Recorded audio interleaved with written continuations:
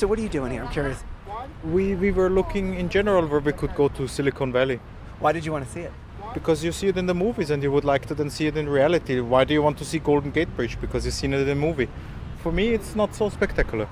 You can go over inside just to the merchandise store and make a few pictures, but that's it. At least there's a toilet for the visitors. Do you guys want a shot of you two together in front of anything? Yes, please. Say Google. Welcome back to The Intersection. If there's one thing that surprised me in all the time I've been at this corner in the middle of Google, it's gotta be the tourists.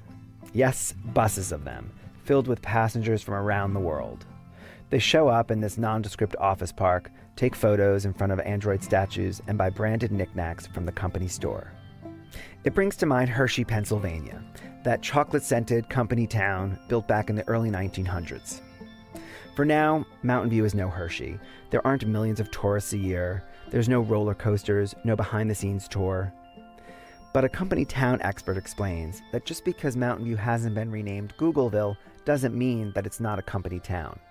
I think of a company town as not necessarily a town that was built by a company, but as a town that is so identified with one company that, if that company should disappear or fall on hard times, then, so will the town.